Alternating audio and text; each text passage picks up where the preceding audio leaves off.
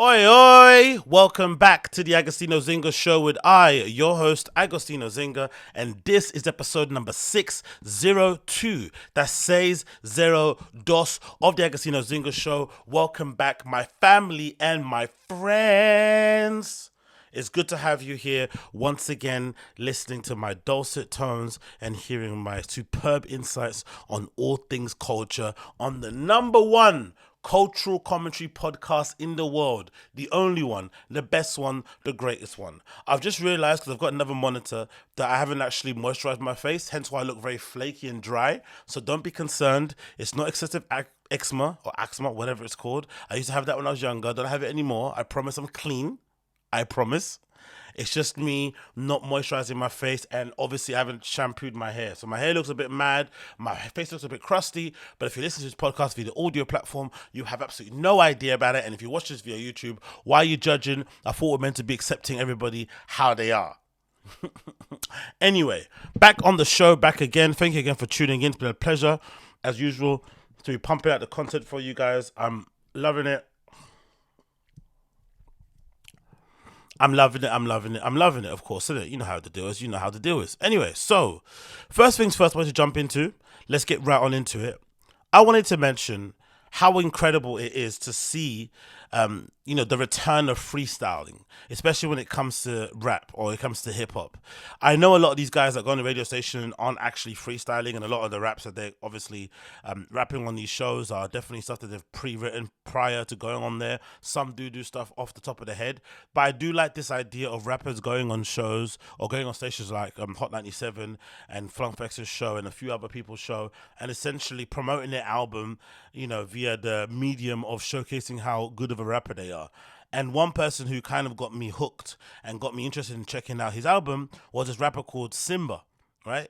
I'm not really that familiar with him. I've heard him mentioned on a few places like No Jumper, because a few of those guys on there are personal friends of his, but I've never really paid that much attention to his music. And I think if I'm not mistaken, he might have been on an episode of No Jumper show or Disconnected or At the End of the Day or one of them sometime along the line. But I never actually paid that much attention to his actual, artistry and whatnot.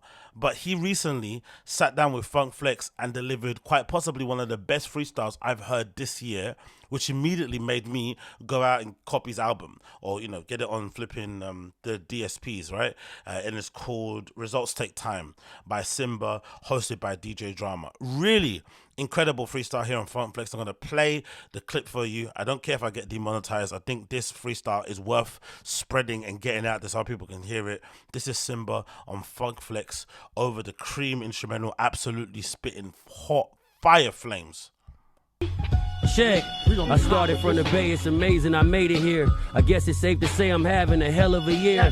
Flex, it's an honor to meet you, but let's be clear, I didn't have a bone to pick with your ass for 4 years. You've been a big part of this culture my whole life, so what I'm about to say almost don't feel right. You say some wild shit, most times you actually right, but all that disrespecting Tupac shit stops tonight. Tupac, I apologize. Pac gave all of us pride. That's why when you said what you said, we were surprised. How you wait 20-some years after he died to come on this motherfucker and keep screaming, he lied! And he ain't alive to tell his side. True. But I ain't mad at you cause you was speaking your mind. To keep it real, you said what's on half of these niggas' mind. Just the next time you say it, don't sound like you about to cry. Shit. Well, now that that's out the way, let's get straight to it, cause I got a whole lot to say. Nowadays, most rappers I see in XXL is glorifying shit that we was taught to ourselves. They told us the streets would leave a nigga dead or in jail. We started hooping and rapping to better ourselves. But that comes with baggage, cause you'll need help. And the niggas who help is niggas from a life that you left. So they take chances for you to be a success while you try to get on to help save them from themselves. Everybody plays a role, so if this whole shit fails, it's back to running the streets where every man's for himself. It's hard to tell a nigga to leave the streets, especially when the money that they making is funding your dream. So even though we hoop and rap to make it out of the trap, it's the resources we lack that keep us circling back. You gotta reach back to keep your circle intact, cause when niggas can't go with you, your character gets attacked. And the niggas that's attached put batteries in your back, don't let you know when you slack, cause they don't wanna go back. So how do you detach When the ones who helped you make it can't make it the way you act, and you growing at a pace that's hard for niggas to catch, and they want you to stay the same, that's when it creates a gap. I'm at the point where I fear less and feel more, cause where I'm from, fear can keep you from what you here for. I told niggas I'm grinding so we can live more. What's crazy is we rapping for shit that niggas get killed for. You see, when nobody's eating and niggas still poor, that's when everybody want all they niggas to win more. And one friend gets what others thought they was meant for him. Before he gets it going, they'll tell you he ain't do shit for him. This fame shit's a lot. I'm about to go on tour. These lines be round the block. They told me not to fuck these thoughts on every stop. Shit, I ain't even shaking hands. I'm scared of the monkeypox. 200K in jewelry, that's 2 chains and a watch. But I'm spending my per diem on t-shirts and socks. New York about to pop. I pray nobody get shot. Chicago gonna be windy, but Texas finna be hot. I ain't been home in weeks. My album about to drop. Imagine all the fans I'ma lose if this shit flop. It's hard competing with Drake for the top spot. But imagine what we about to go through with these robots. Be clear. R.I.P. to P&B Rock. I said R.I.P. to P&B Rock. What? R.I.P. to P&B Rock. Man, you niggas from the block kill more niggas than cops. Let me stop. You know what it is? Best freestyle. That was so hard. And that immediately made me go out and copy his album, man. Legitimately was so refreshing to see somebody going into one of these freestyle things and actually delivering and actually kind of providing, actually using it as a platform to gain new fans, as he did myself. The album itself is absolutely incredible. Results takes time. It's actually quite interesting because it's a DJ Drama hosted album. But obviously, you know, people know DJ Drama from hosting the Gangsta Grills mixtapes. But I feel like, again, maybe I'm kind of, you know, a bit of a fanboy in this regard, but I feel like ever since Tyler the Creator did a tape or an album with DJ Drama, I feel like there's been a resurgence or a renewal of his sort of legacy and his influence in hip hop, and people have been kind of going to him more to kind of, you know, executive produce and put together these amazing bodies of work. And for the most part, I don't think I've heard one that's missed. So far, DJ Drama's done a really good job in terms of covering different sort of artists and different sort of lanes and sort of delivering the best version of a Gangsta Grills type album, mixtapey type thing he done. And I think this is really awesome as well, especially the themes around it, right? Him basically talking about his struggle, Simba, talking about, you know, how it is to have no money, talking about, you know, the conflicts that happen when you do end up getting successful, the situations that, you know, that you're put in, how people change around you, relationships, friendships, especially considering what's happening now in the world with the recession and people losing their jobs left, right, and center. I think I mentioned in the stream lately that Patreon was laying off like 70% of their flipping staff members. There's clearly something happening out there, right, in terms of people being able to basically put food on the table and feed their families and whatnot. So him having this incredible album, which is basically a motivational, I feel like, decree, or basically a reason for you to kind of keep your head up, whatever it may be. I think it's really, really awesome. So check it out if you haven't already. It's by a rapper called Simba, hosted by DJ Drama, but the album's called Results Take Time, available now on all major DSPs. Don't delay, get that bad boy today.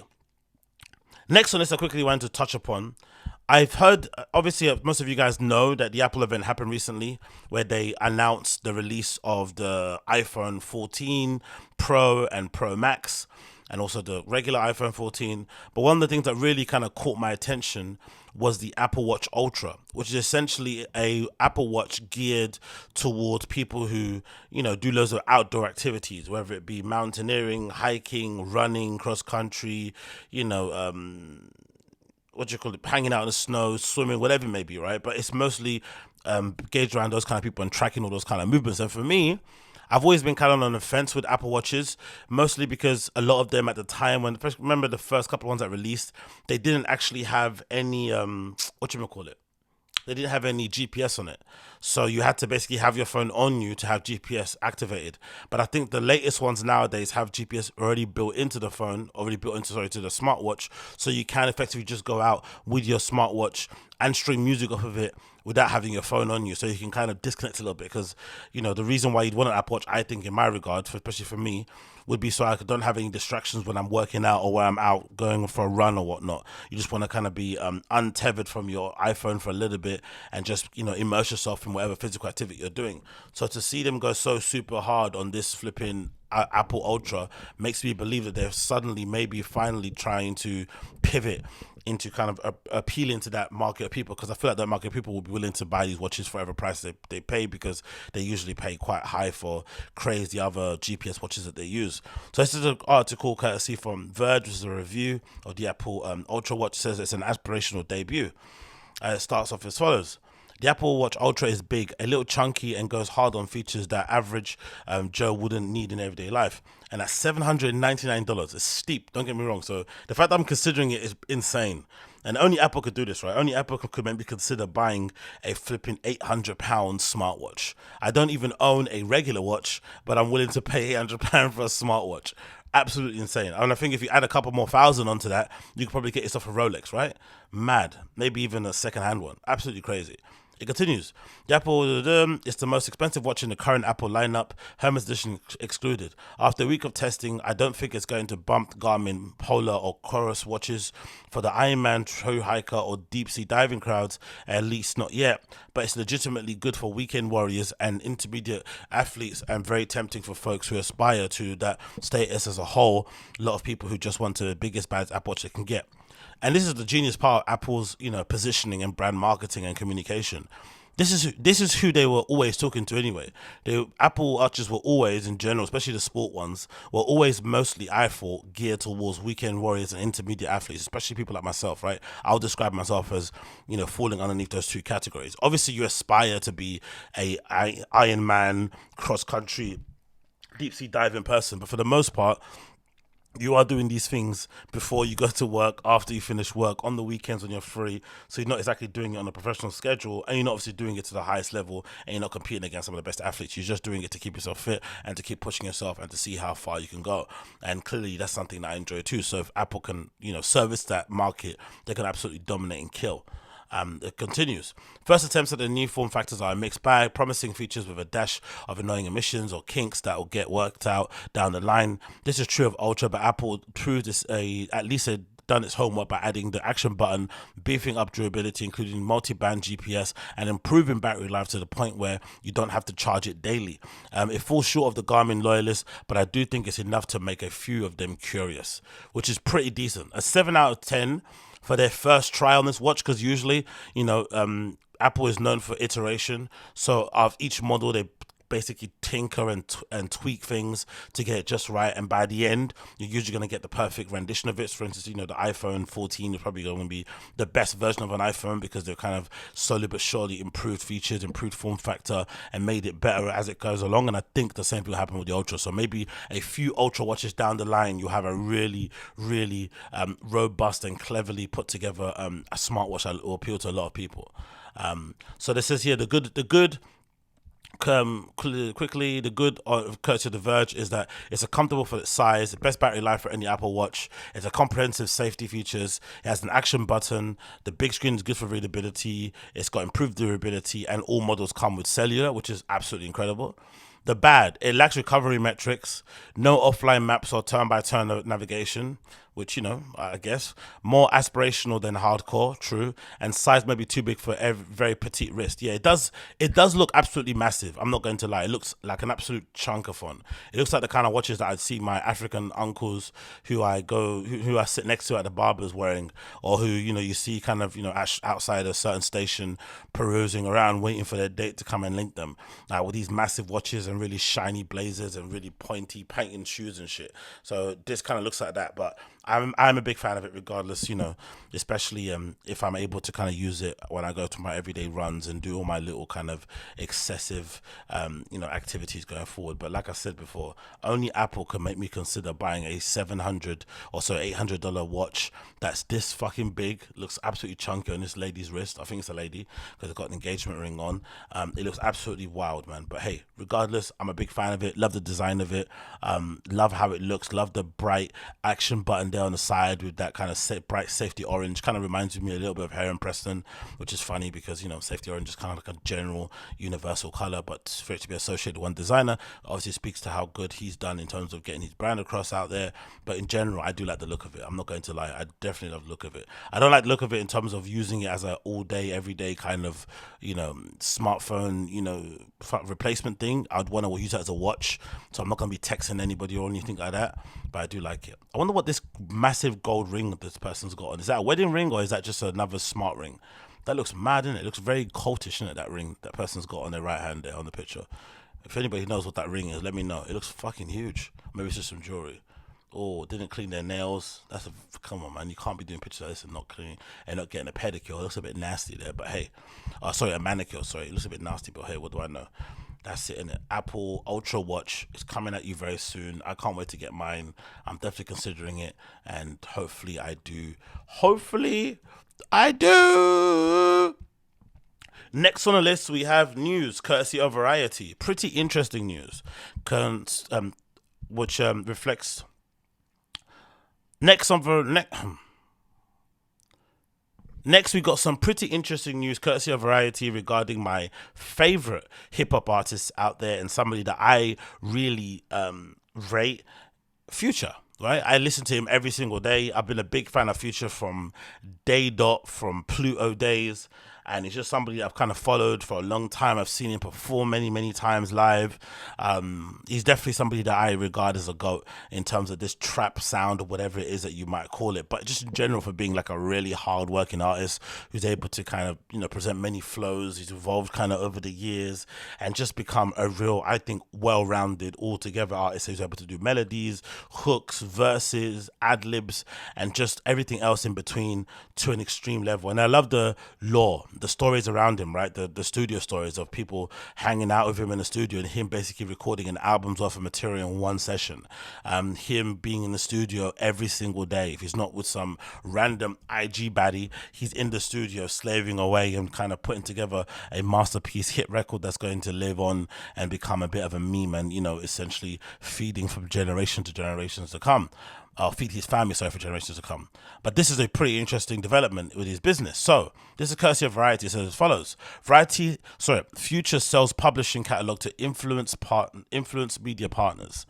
And it says as follows. Influence Media Partners has acquired Grammy-winning Future's publishing catalog from 2004 to 2020, the company announced. The prolific rapper's work from those years spans 612 titles, including titles of frequent collaborator Drake, Life is Good, Jumpman, Kendrick Lamar, King's Dead, Rihanna's Selfish, and The Weeknd's Low Life, and his own solo hits like Mask Off. A source close to the situation tells Variety the deal is in the high 8 figures. Now, the thing that's interesting about this is that, from what I can understand, publishing is what you would do if you were going to license a Future track for like a TV series, or if you're going to make a cover record for it or something, right? But Future still owns the master to those records, so he's just sold the publishing rights of it, but he still maintains a big chunk of whatever money that's going to be generated from those records still, which is a crazy deal. So it's kind of like double dipping, but not really, because he's still going to be paid twofold. So he gets paid a lump sum for the publishing, but he still holds the masters, and he gets whatever he gets on a monthly, yearly basis that comes in for people that want to use permission of his art, of his work or whatever, sample, blah blah blah blah blah, going forward. Now the figure is another interesting part of it, because if I'm not mistaken, being a fucking Future geek that I am, I do remember there being rumors from a long time ago that Future signed one of the craziest deals in the record industry has ever seen. This was like 2015-ish times, right? I think around that sort of time. I think they were speaking about it in terms of the same way that Birdman did with kind of Cash Money or Young Money back in the day, where he signed a crazy deal that essentially, you know, he was able to make multiple millions, which is why, you know, he kind of lives, you know, the lifestyle he basically lives, right? An absolute boss, and, you know, lives very lavishly. And I think at the time, someone said the record industry basically got duped into giving him that deal, and then they closed the doors. I've never given anyone that kind of deal again. But then I remember the only thing that came close to it was the rumors of Future. But then I remember him confirming semi on some Atlanta-based radio station in like 2018 that he did actually sign another deal in 2018, I think, that was worth somewhere a region of like 50 million, which is pretty insane. And then after that, to sign a deal for 50 million, own the masters of your records, and then sell the publishing, which I've heard is anywhere between 50 to 75 mil, is absolutely wild. Like, he's absolutely cashed out. And there's still the possibility of him further down the line, you know, maybe a decade later, deciding to sell even more of his publishing. Because 2004 to 2020 is one thing, but for the most part, you'd say the majority of his work that people would actually give a F about in terms of publishing would be from about 2014-ish onwards. That'll be when Future's kind of, was actually starting to gain prominence in kind of the wider culture, and people started to take notice of him. So, and considering how prolific he is in terms of his work, his output and stuff, he could easily make back those records that he put out. I know there's some monumental records on there, like Life is Good, Jumpman, Rihanna's Selfish, King is Dead with Kendrick Lamar, but there's still an opportunity for him to make some classic records going forward, and especially this new version of Future. Because beforehand, the version of Future who was like popping pills and sipping on lean is maybe a bit different, but I feel like this version of Future, similar to The Weeknd, they talk a big game about doing however many drugs they allegedly do, but there's no way people like The Weeknd and Future can perform or can produce quality work to a level that they produce and get effed up every single day. I just don't believe it. It's not true. So that's why I'm also kind of I don't hold any doubt that when they do end up kind of getting back into the studio and really putting work together, they're going to be able to kind of cover whatever they might have quote unquote lost off the back of it. So it's a pretty clever deal. And I also think it's interesting overall that we're seeing so many artists nowadays selling their publishing. It's becoming quite a common thing that you're seeing with a certain artist kind of deciding, hey, I want to sell the publishing of my work. And maybe a lot of it has to do with the fact that it's a lump sum that you're going to get that you're probably never going to see again. You're not going to kind of turn that money down. And there's no guarantees in the music industry that things remain the same. You know how messed up streaming, streaming was meant to be the great kind of equalizer. The record industry came in and still found out a way to kind of swindle artists out of their streaming numbers and whatnot, or diminish the amount of money that they get from that. So there's no telling what may happen in the next 10 years with the industry and, and in technology in general that would kind of, mess up an artist's ability to kind of make money from their art. And it continues here. Renee McLean, influence media partner and founding advisor, said Future is a cultural icon. He continues to be the blueprint for impact and success in the music industry and has reinvented music in ways that no one has ever expected. It's a rare to find someone who moves music and culture at the same speed, agree, and has distinct vocal and melodic style. His prolific career and continued popularity more than 15 years into the game is a testament of his undeniable influence and a contemporary music and the cultural landscape. We're honored to partner with him. So that's true, actually, what they're saying here. I think a lot of it has to do with getting legacy quote-unquote acts to sell their publishing, because their stuff still holds weight, their stuff still moves, people still give a crap about it, but not so much the sort of like fly by night come easy go sort of artist. So that's why maybe this could also be a kind of cautionary tale to up and coming artists for the most part, that they maybe shouldn't spend a lot of their time trying to produce viral hits for the moment. They should maybe concentrate on their artistry and create music that will stand the test of time, because you never know what will happen down the end of the line, right? Someone might come in and decide that they want to buy your masters or your publishing off of you, and they're only going to buy stuff that's worth it, and obviously stuff that kind of connects with people in a big and meaningful way. It continued here. Future added, I put everything into my music and I want to make sure that these are in good hands. And as I thought about the next chapter of these songs, I'm proud to partner up with Renee and the team at Influence Media and send the signal that this music has timeless value. My music is my art, and these songs represent some of the most precious artwork in my career. 100% agree, man. The way this man paints sonic canvases like no other. Toxic sonic canvases, like he's the king. He says we consider Future an artist of all of the ages. He resonates across the spectrum of demographics. We're so excited about the partnership. It's fitting addition to the growing repertoire of our top tier talent and promotes our forward thinking mission. During my tenure at Epic Records, I was able to work with the support Future's throughout his pivotal career. Now influence, it feels like fate to be able to collaborate with him again and alongside the dynamic partners to protect his legacy and works, said Influence Media co-managing partner Lynn Hazan. So really incredible to see. It says here 16 years, 8 studio albums. So is that all that's covered in it? Oh, no, it's just home overall. But I think it covered how many music? It covered 612 titles overall. It covered. So it's a pretty substantial amount of work that he's kind of handed over for that money. But in general, well done to him, and well done to him. And then I wanted to talk about this quickly. So obviously it's London Fashion Week, and that's popping off. Loads of great collections that have kind of, peeped and whatnot, and I'm sure some of you guys have peeped them too. But the one thing I wanted to quickly point out was an interesting development, especially considering that I just returned from a destination wedding, a friend of a friend's wedding that I went to that was absolutely banging, and I had to go out there and buy a suit for myself, and I left it lastminute.com and ended up having to get a really crappy version of a suit. And then I kind of came home and realized that I actually do need maybe a couple of suits in my wardrobe that I can pull out and wear at any time when it pertains to some sort of gathering or special event I need to go to, because I think that's really a marker of somebody having a complete wardrobe, right?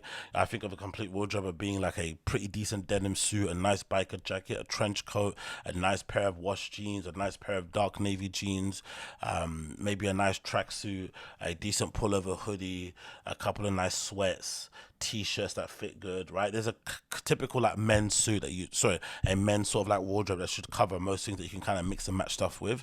And I feel like the suit is definitely something that's clearly overlooked, especially for someone like myself who's more fashiony, streetwear kind of focused. But I thought this pictures, courtesy of Philip O, from London Fashion Week Spring 2023, street style pictures really resonated with me, because it looks like there is a current theme going on at the moment with people wearing suits, like casually, like wearing, or something tailored. And I'm not sure if this is a reaction to streetwear, as a lot of flipping dog whistling journalists like to say, because they want to get rid of the blacks and browns from the fashion industry. But I do like it in general, so I'm kind of flicking through some, and obviously you can see different iterations of suits here that people are wearing, something a little bit more kind of what do you call it, out there in terms of it being double-breasted with these buttons additions on there. But I really like that. A kind of relaxed version of it with just with the person here wearing a blazer. You got maybe, is that Simba Russia? Yeah, I think so. And a different version of a suit also here towards the left. Hamish Bowles, I forgot how you pronounce his name. He's also wearing a pretty dapper suit. It looks like a really wide corduroy, plum double-breasted suit with a nice contrasting knit on the inside too. That looks awesome. And yeah, you're seeing some real cool additions with suiting overall.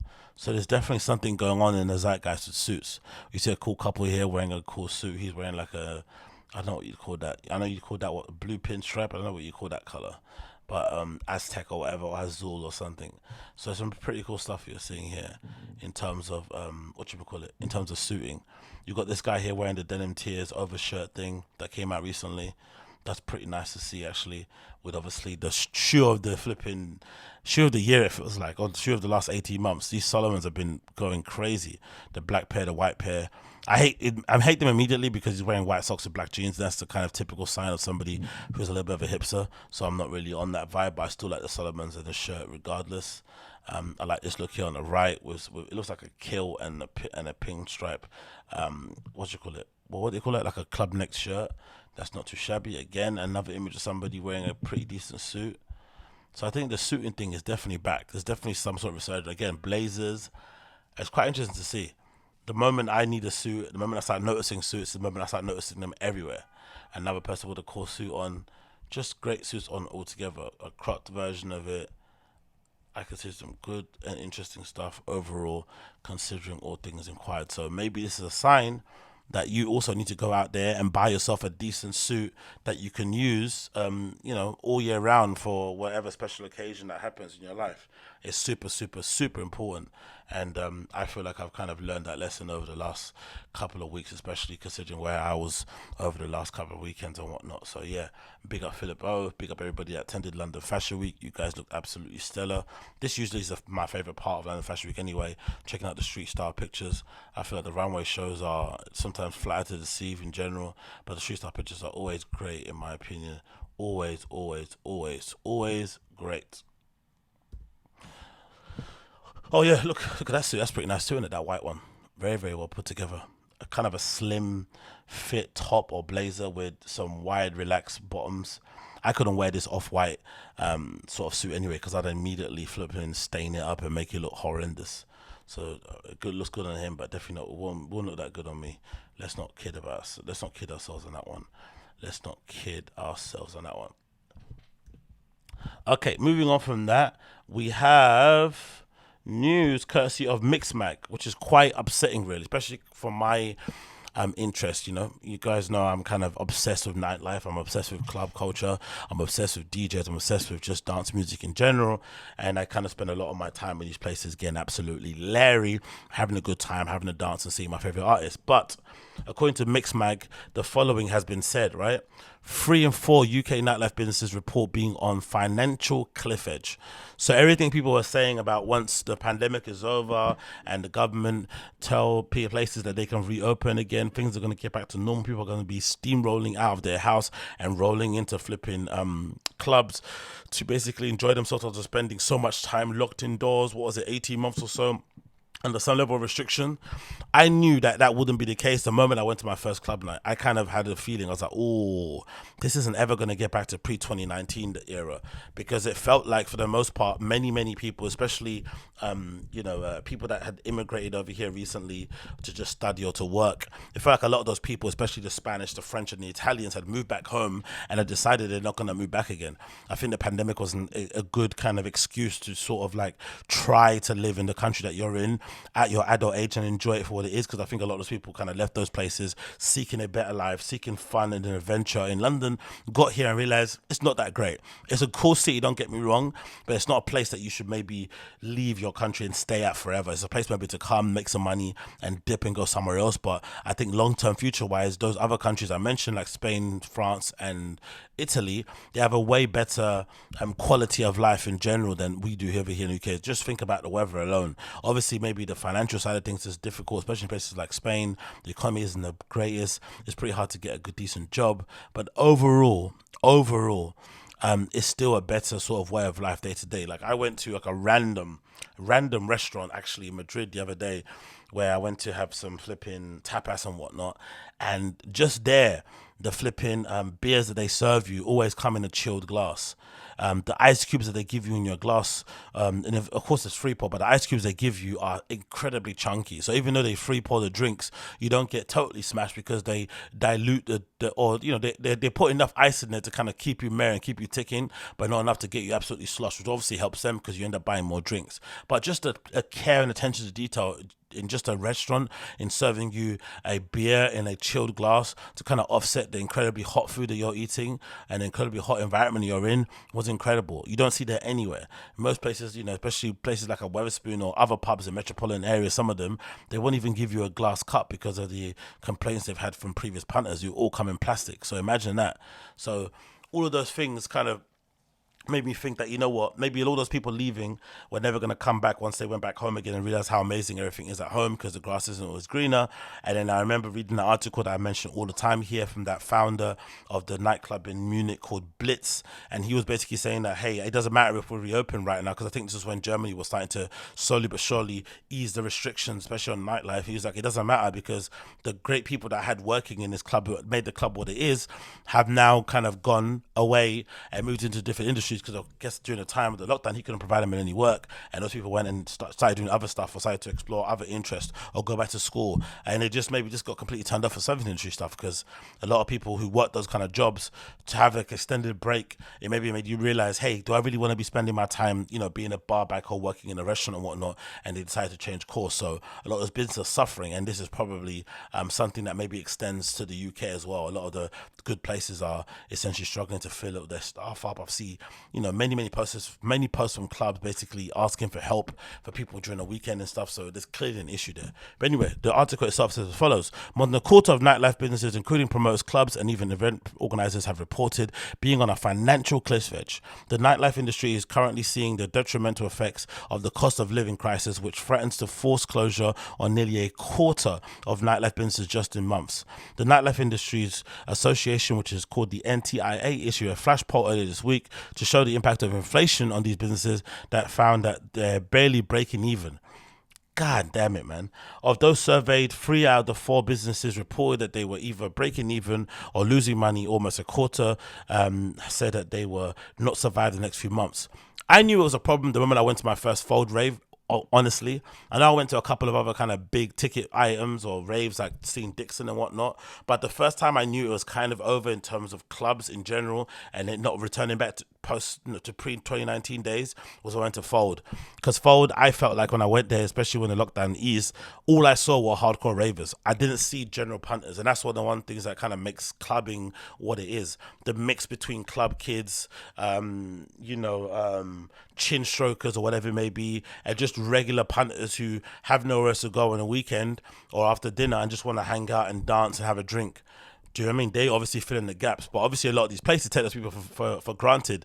So now that those people have moved on, had babies, like a lot of the friends that I used to go out with have got hooked up, have got hitched up, have had babies, have started families, have big ones, have gone into other industries, have started businesses and whatnot. They don't really have time to rave anymore. They've kind of all been raved out. So a lot of it has never really returned back. And all the younger kids coming up, I remember someone mentioning it prior, another video I put out there, they're basically saying a lot of the younger kids just don't have the money to basically go to nightclubs, so they're doing alternative things. They're maybe booking Airbnbs, they're doing forest raves, they're doing warehouse raves, they're hanging out at home, they're going to Pirate Studio and buying drinks and getting licked in there. Many things are happening. So the whole clubbing thing is the sort of the pillar it was, the kind of pulpit it was placed on, is definitely not there anymore. It continues. 80.6% of nightlife businesses surveyed have seen a decrease in foot flow, while 82 have seen revenue decrease in just the 3 months. A quote: as the number of failing businesses we engage with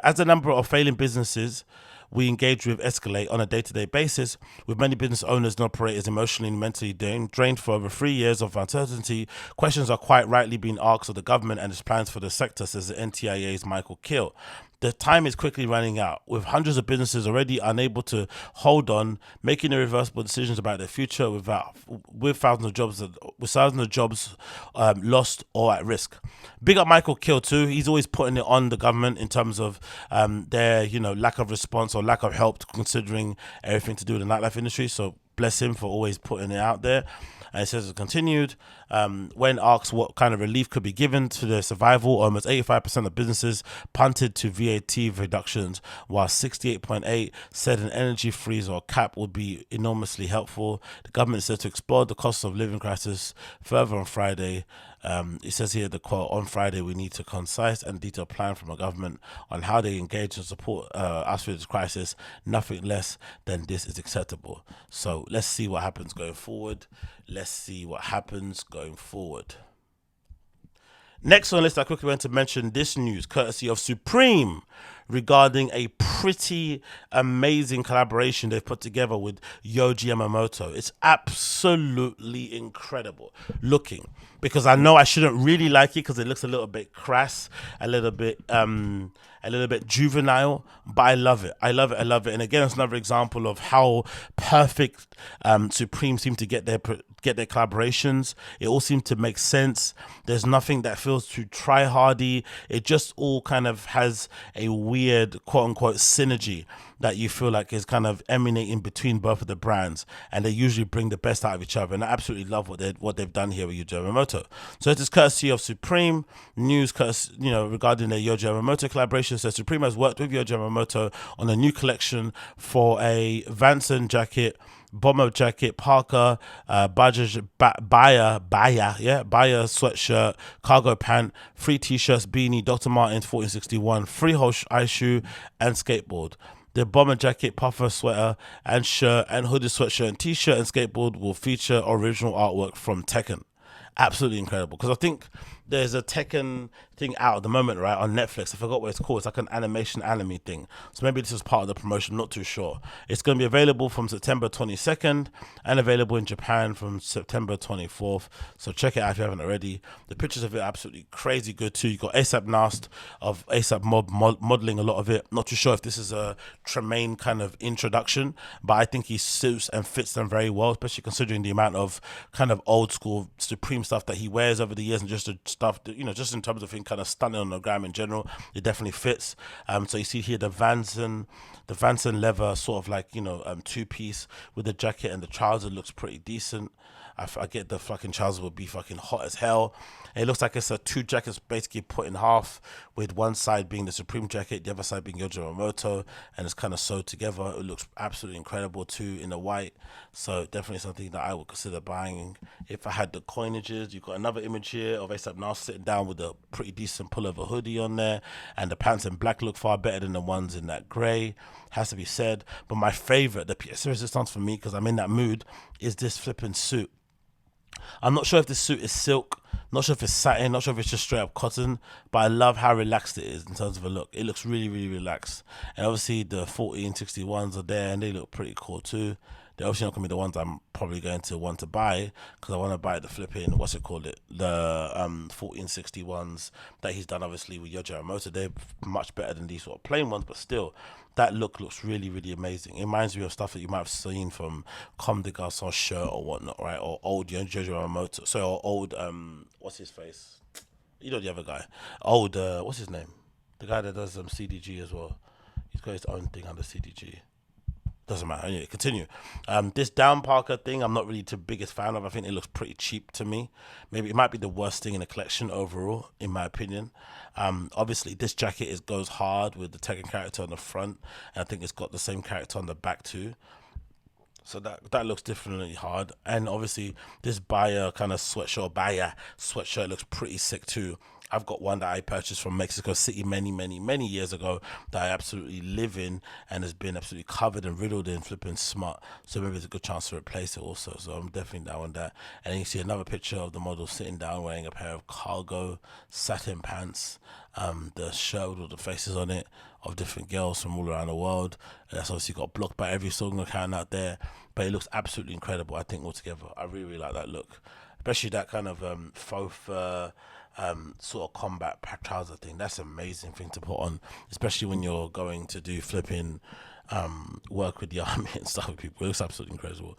I love it all. So yeah, good knits as well. Let's continue. Decent t-shirts.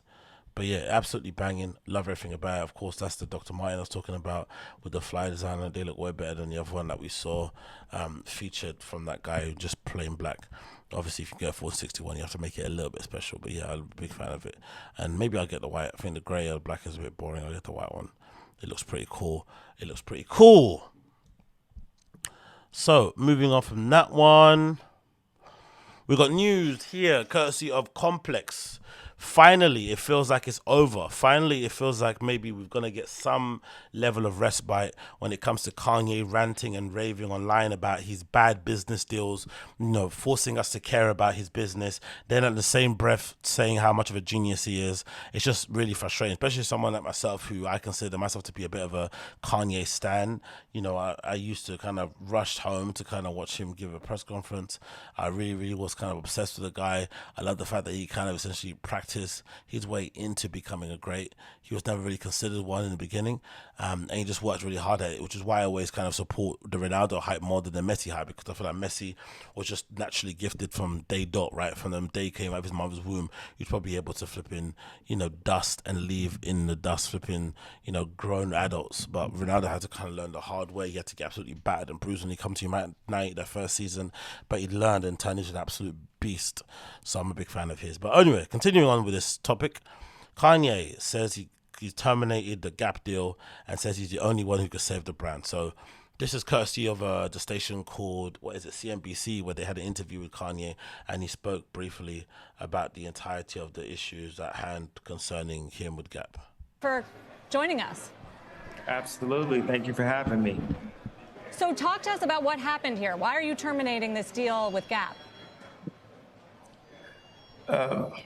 Well, it was always a dream of mine to be at the Gap and to bring the best product possible to the masses. And I always talk to them about doing products for $20, like the best product in the world, designed at the same level of the top fashion houses in the world at $20 for the people. And so we went through 3 years, and, obviously there's always like struggles and back and forth when you're trying to build something new and integrate teams. So we designed We designed an entire collection, and actually, I wasn't able to set the actual price that I wanted for this collection. And then they actually took one of the shirts and sold it for $19. So didn't price my stuff. Priced my stuff at like 200 and above their whole price point normally, and then did the exact shirt for $20. Also, they did pop-ups, and I signed on with them because they had, in the contract, they said they were going to do stores, and they just ignored us about building stores constantly. And it was very frustrating. It was very disheartening because I just put everything I had. I put, all of my top relationships. I went and got Dimna, the head designer of Balenciaga, which is one of the hottest brands in the world, to come. He does couture. And with that relationship, he ended up, working on a Gap collection for me. There are a lot of things, colorways that I didn't approve. There's a lot of places that the product went to, certain sites where it was like they were just dog and pony and the idea around town. And sometimes I would talk to the guys, the heads up, the leaders, and it would just be like I was on mute or something. And they totally, our agenda, it wasn't aligned. And I know, my family, we're Garmentos, my family. Anyway, you get the point of it, right? He kind of ended the deal because he didn't feel like Gap were fulfilling the promises on their end in terms of whatever they agreed in the contract. My issue with this sort of stuff is that it does sound like to me that Kanye just doesn't know how to function or operate in the corporate world. Yet he always tries to garner the attention of these big wigs because that's where the money is at.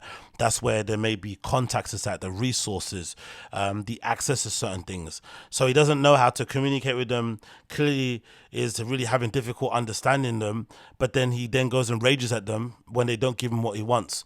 And I think it's quite refreshing as a Kanye fan that he did kind of hit this hurdle, because I feel like in general, in the most part, people just cave to Kanye and his influence because of how, kind of outsized he is in that kind of terms. But when you have kind of old school executives who have been at Gap for many, many years, who just, do the bare minimum, get their bonuses, put their kids through school, go on vacations in Greece, those type of people are extremely risk adverse. So it's going to take a lot for them to really be convinced that they should take a chance or a punt on you, even if you got the numbers that display it, even if you sell out a million stuff and break our website.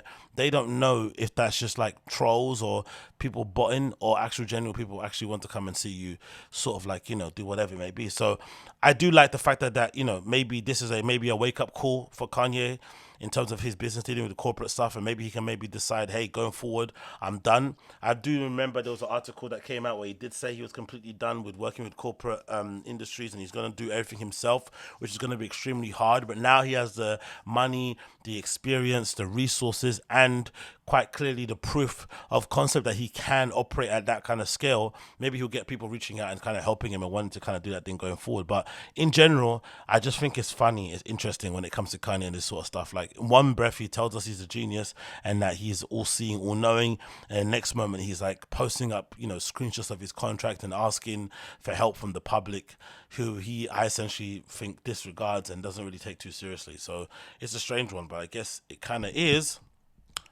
what it is. Let's move on from that one. Let's quickly talk about this. This is courtesy of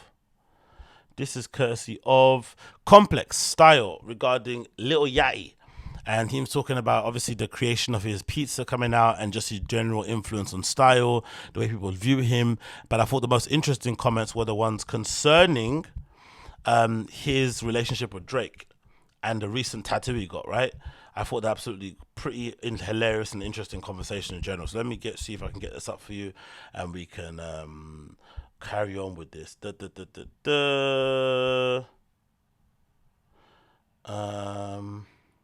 Yeah, so this is it. So it continues here. So you see a picture here of Lil Yachty sitting in Drake's jet, which is pretty baller.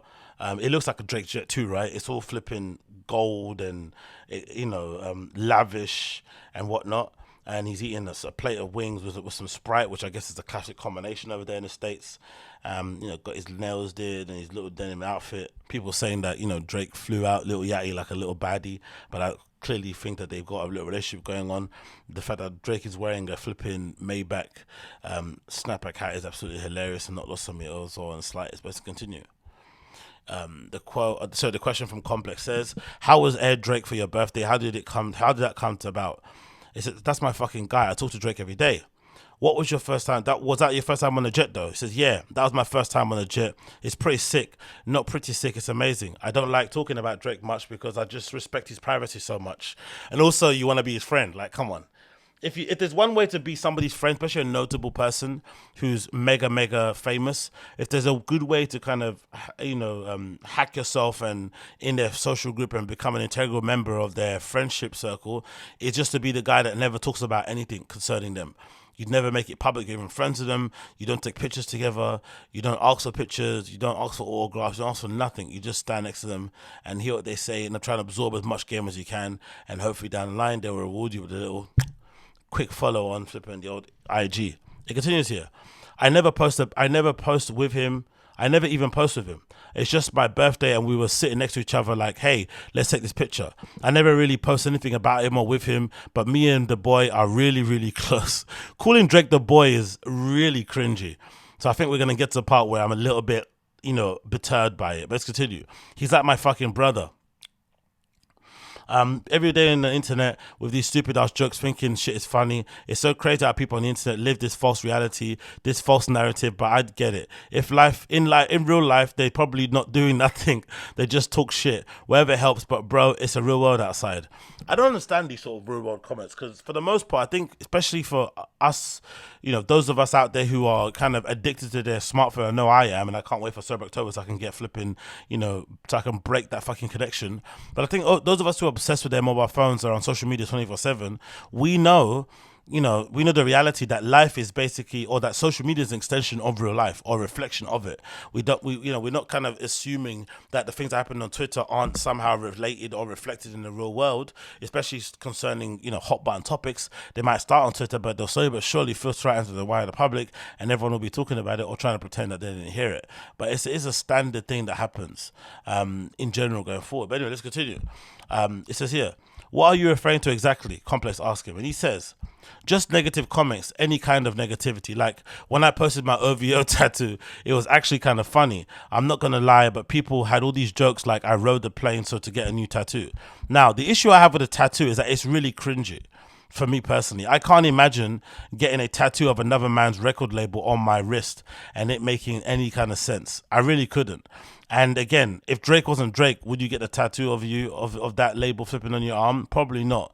So that's a bit cringe. And I'm the same person who thought it was cringe when Dave Chappelle was handing out all those fucking C-word chains to all his flipping comedian friends that were on the show, that were on tour with him at that time, and they were wearing them proudly. And I think is it DL Hughley or somebody else was on a radio show basically getting ripped for basically wearing another man's chain, like wearing his name across your neck, which is essentially like him saying like, hey, you're mine, which is really possessive and something that I don't want to ever get involved in the slightest. So clearly there's something going on there. It continues. First off, I had this tattooed like 2 weeks before. That's why it looks like it's piercing. But there's some significance to from about you. It says here, I really fuck with him. I just say that to say, if you can't see it on the internet, people have no comprehension of what's happening. Yeah, of course, the friendship vibe is one thing, but there's still something corny about getting a flipping owl tattoo on your arm.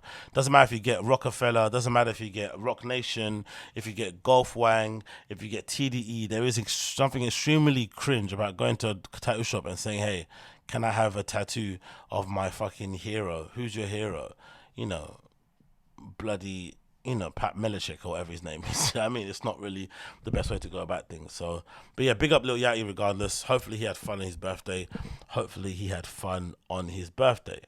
So I'm sure most of you are aware of this news that happened a couple of days ago, but it looks like Drake got trolled into revealing his DMs that he kind of sent to Anthony Fantano. And yes, I'm talking about Anthony Fantano, or Fantano, however you pronounce his name, the guy who does the music reviews on the internet, on YouTube, the guy who says I'm the business music nerd or something like that, right? So it's kind of not a it's something that most people would know who are familiar with his content, that he's not the biggest Drake fan. He kind of does go out of his way to kind of really dig into Drake and insult his music, which for whatever reason, I'm not really too sure.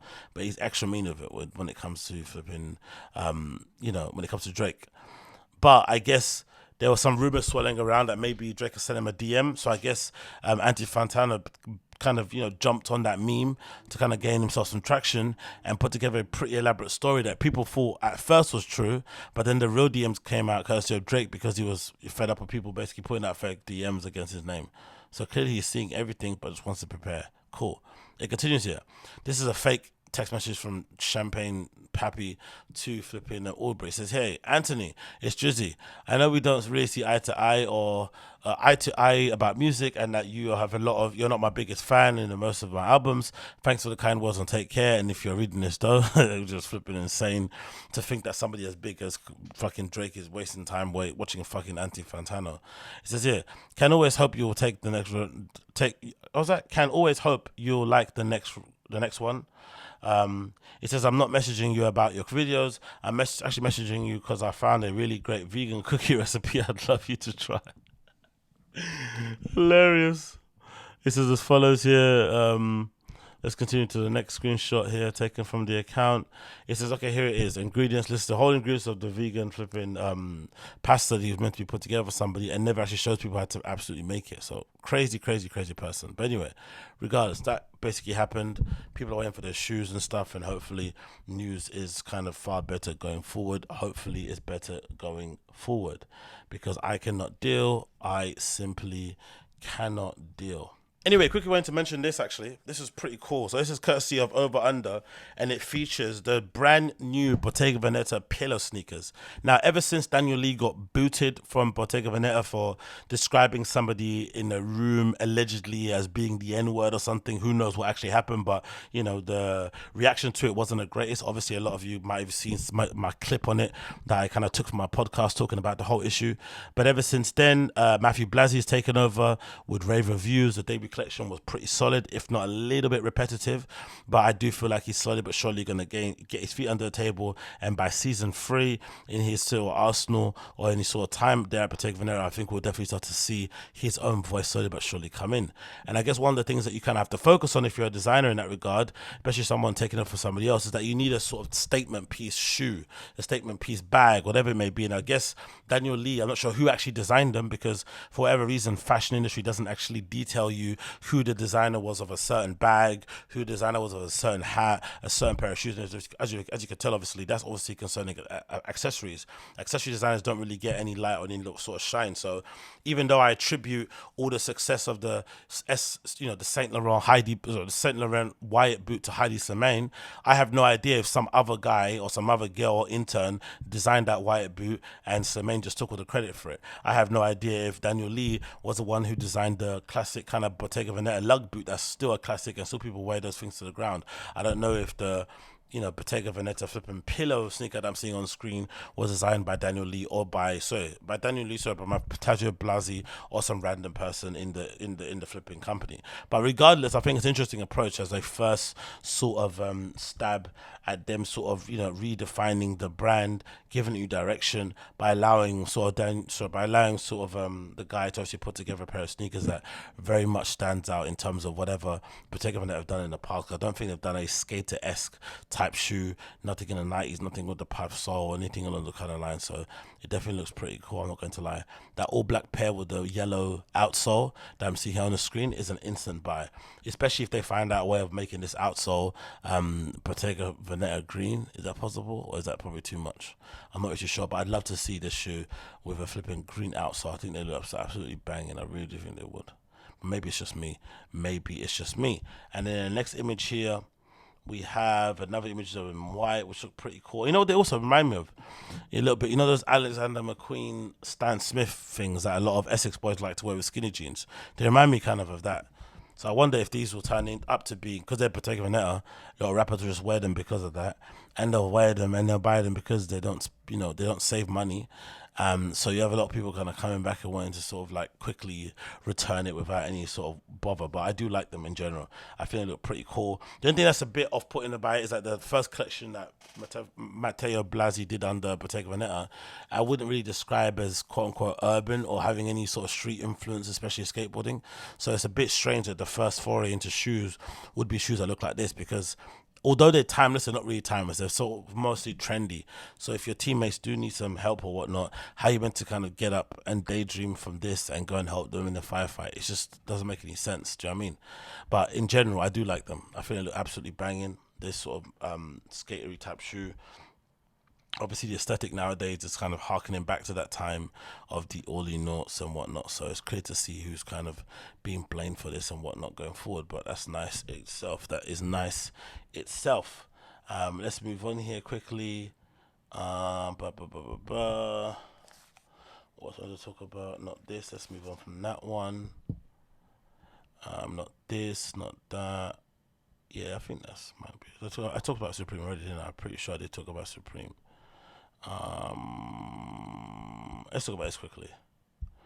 So you guys are aware that Midnight Studios made its runway debut, a legit runway debut on New York Fashion Week, and I couldn't be more happier for the guy, because I remember Midnight Studios when it first sort of started. I think I may have still been on the Hypebeast forums. I'm not too sure. Maybe I was just on the site a lot, and I just remember him being extremely young, Shane Gonzalez, in terms of putting the label together. And at the time when he put it together, I remember it being a little bit of a copy of Saint Laurent at the time of the work that Heidi did, or maybe the stuff that Jun Takashi did back in the day, the Undercover. A lot of like punk, a lot of rock influences, clearly a lot of band influences, and clearly the aesthetic of being super skinny and whatnot is definitely something that appealed to Shane Gonzalez at the time. So it definitely just felt like a little bit of a parody, or kind of a parody brand for Saint Laurent at the time that flipping, Heidi Samir was there. But then slowly but surely, actually, you know what? Let's quickly check this. Have you seen this? This is 2014 version of Midnight Studios. And just look at how much this has fucking evolved from the stuff that he's now doing, a few years later down the line, and presenting at New York Fashion Week. Like, it's really fucking good compared to that stuff. Do you know what I mean? Clearly a lot of work has gone into it. Clearly a lot of care. And he bloody well knows it. Do you know what I mean? It looks absolutely marvelous. Really, really does look marvelous. Love everything about it. Not going to lie. And obviously, going back to the 2014 version of it, although the shirts are currently fucking grails now, I do like the fucking shirts all together going forward. I think they look absolutely banging. Empty places, all this stuff. I mean, that's so sick, man. The t-shirts designed from Midnight Studios are always extremely underrated anyway. Doesn't get the props he deserves for those. But yeah, he had a cool little interview and sit down with Vogue, where he spoke about many, many things concerning his kind of ascent in culture and whatnot. And I think you should definitely check it out if you haven't already. It's called At Midnight Studios. Shane Gonzalez brings rock and roll and youth culture to New York Fashion Week. And you also get a little hint or a little kind of peep into the stuff he designed. Obviously, there's a him sort of collaboration going on over there too. And the looks that were kind of showcasing the show overall. We got some pretty cool, interesting additions to bags. One that looks like a flower holder, one looks like a circle, one looks like a boom box. Like some clever ways of sort of interpreting what's going on in the world and also what's going on at Midnight Studios. So great to see. And I love whatever this. What is this? Is that kind of acid wash? That purple sort of style people have a lot of. I love it. I love everything about it. Hopefully see some more. Can't wait for this stuff to get into stores. And yeah, big up Shane Gonzalez for being an absolute boss. Big up Shane Gonzalez. Anyway, that is the AgostinhoZinga Show, episode number 602. Thanks again for tuning in. Been a pleasure to have your time. It's been awesome. It's been lovely. It's been fine. If it's your first time to check out the show, you know what to do. Smash the like button. If you want to come back again, subscribe. If you listen to the show via the audio platforms, please make sure you leave me a review and share the show. That'd be greatly appreciated. All links concerning myself can be found in the show note descriptions. If not, just find me on social media and you can see it that way. But regardless, if you're listening via the audio podcast, you'll hear my tune of the day. And if you're watching this via YouTube, you want to hear any tune, just fade to black. But regardless, thanks for tuning in. I've really enjoyed it. Peace.